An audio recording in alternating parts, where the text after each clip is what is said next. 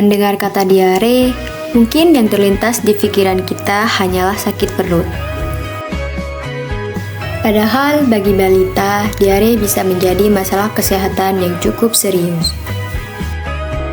Penyakit ini juga erat kaitannya dengan kualitas air, sanitasi lingkungan, dan perilaku hidup bersih. Karena itu, pencegahan diare tidak hanya bergantung pada pengobatan, tetapi juga pada lingkungan yang sehat. Di Jawa Timur terdapat lebih dari 22.000 kasus diare pada balita. Kira-kira kalian bisa nebak gak kota apa?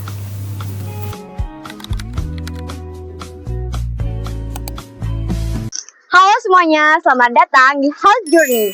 Aku Nur Faidah dan hari ini aku bakal ngajak kalian untuk ikut melihat bagaimana sebuah data informasi kesehatan bisa berubah menjadi informasi yang menarik melalui pemetaan ARGIS. Tenang aja, kita nggak bakal bahas yang ribet-ribet kok. Justru kita akan melihat bagaimana kumpulan angka yang kelihatannya sangat membingungkan itu akan mencerminkan suatu kesehatan kondisi daerah. Perjalanan yang paling penting adalah kita harus mencari datanya dulu. Oke, sekarang kita sudah sampai di perpustakaan.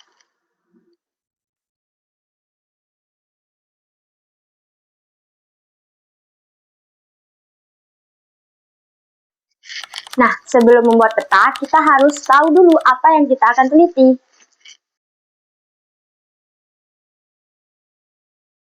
Halo, aku Amel sebagai analisis data. Penelitian ini membahas tentang kasus persebaran diare pada balita di Provinsi Jawa Timur tahun 2022. Diare merupakan penyakit yang dapat menyebabkan kehilangan cairan tubuh secara berlebihan sehingga berbahaya, terutama pada balita. Penyakit ini tidak hanya berkaitan dengan infeksi virus atau bakteri, tetapi juga dipengaruhi oleh kualitas air bersih, kondisi sanitasi lingkungan, serta perilaku hidup bersih masyarakat. Karena itu, pencegahan diare tidak cukup hanya dengan pengobatan, tetapi juga perlu didukung oleh perbaikan sanitasi dan penerapan perilaku hidup bersih. Berdasarkan data Dinas Kesehatan Provinsi Jawa Timur tahun 2022, terdapat lebih dari 183.000 kasus diare pada balita yang tersebar di 38 kabupaten dan kota. Wah, ternyata jumlahnya banyak banget ya. Tapi kalau masih berupa angka, aku masih belum tahu daerah mana yang paling tinggi. Yuk kita lanjut ke tahap pengolahan data. Sekarang kita sudah masuk ke ruang pengolahan data. Disinilah pemetaan mulai dilakukan. Halo, aku Wadis sebagai analisis SEG. Tahap yang pertama adalah menyiapkan dua jenis data. Yang pertama adalah data atribut berupa jumlah kasus diare pada balita. Sedangkan yang kedua adalah data spasial berupa file batas administrasi kabupaten dan kota di Provinsi Jawa Timur. Kedua data tersebut kemudian digabungkan menggunakan proses join pada ARGIS. Tahapan pengolahan data diawali dengan menyiapkan data atribut dan data spasial, kemudian membuka ARGIS dan memasukkan seluruh data menggunakan fitur Add Data. Selanjutnya dilakukan pengaturan simbol layer, menampilkan label wilayah, serta mengatur tampilan peta. Setelah itu berpindah ke layout view untuk menyusun tata letak dan mengatur skala peta. Pada tahap layout ditambahkan grid koordinat, judul peta, arah mata angin, skala, legenda, peta lokasi, dan informasi pendukung seperti sumber data. Terakhir, hasil layout diperiksa kembali, kemudian peta disimpan dan diekspor sehingga siap digunakan. Ternyata proses membuat satu peta tidak sesederhana yang kita bayangkan ya. Mulai dari mengumpulkan data, menggabungkan data, sampai mengatur tampilan peta. Tapi sebelum melihat hasil akhirnya, aku ingin menunjukkan satu hal dulu. Jadi, ini data sebelum dipetakan ya? Betul, semua tabel masih berupa angka. Jujur aja, kalau aku disuruh cari daerah dengan kasus tertinggi, aku pasti nyerah. Makanya kita ubah menjadi bentuk peta, agar lebih mudah dipahami. Nah, sekarang waktunya kita melihat hasilnya. Setelah seluruh data selesai diolah, akhirnya kita bisa melihat bagaimana persebaran kasus diare di Provinsi Jawa Timur. Berdasarkan analisis deskriptif spasial, kelas sangat tinggi berada di kota Surabaya dengan rentang 12.177 sampai 22.327 kasus. Kelas tinggi diisi oleh 7 wilayah, yaitu Sidoarjo, Malang, Bojonegoro, Lamongan, Gresik, Banyuwangi, dan Jember, dengan rentang 7.364 sampai 12.177 kasus. Kelas sedang yang diisi oleh 9 wilayah, termasuk Tulungagung, Bangkalan, Pasuruan, Trenggalek, Tuban, Magetan, Jombang, Pamekasan, dan Bondowoso, dengan rentang 3.894 sampai 7.364 kasus. Kelas rendah diisi oleh 7 wilayah, yaitu Mojokerto, Situbondo, Sampang, Ponorogo, Blitar, Kota Kediri, dan Nganjuk, dengan rentang 1.537 sampai 3.894 kasus. Kelas sangat rendah diisi dengan jumlah wilayah terbanyak, yaitu sebesar 14 wilayah, yang didominasi oleh kota-kota kecil seperti Kota Madiun, Kota Probolinggo, Kota Pasuruan, Kota Malang, Kota Mojokerto, Kota Blitar, dan Kota Batu.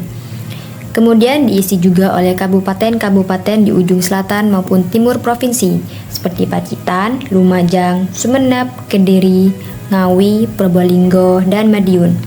Secara keseluruhan, kalau dilihat pola petanya, kasus diare balita di Jawa Timur cenderung mengelompok di 2 kawasan utama. Yang pertama, kawasan metropolitan Surabaya dan sekitarnya atau Gerbang Kertosusilo di bagian utara tengah, serta kawasan Tapal Kuda di ujung timur. Sementara wilayah dengan kasus rendah lebih banyak ditemukan di kota-kota kecil yang tersebar merata dan di kabupaten pinggiran provinsi. Berarti sekarang kita sudah tahu daerah mana yang memiliki jumlah kasus tertinggi. Tapi, apakah benar di daerah tersebut kondisi kesehatannya yang paling buruk? Belum tentu. Peta memang membantu kita untuk melihat persebaran kasus. Namun, di setiap warna pasti ada cerita yang berbeda. Supaya kita tidak salah mengambil keputusan, mari kita lihat dari sudut pandang epidemiologi. Halo, aku Lailatul sebagai analisis epidemiologi. Berdasarkan hasil analisis, persebaran kasus diare di Provinsi Jawa Timur tidak merata. Di Kota Surabaya menjadi wilayah dengan jumlah kasus tertinggi, dikarenakan kondisi sanitasinya yang buruk. Hal tersebut juga dapat dipengaruhi oleh jumlah penduduk yang besar, kepadatan penduduk, serta sistem pencatatan kasus yang lebih baik dibandingkan wilayah lain. Sementara itu, wilayah seperti Jember, Banyuwangi, dan Kabupaten Malang juga memiliki jumlah kasus yang tinggi.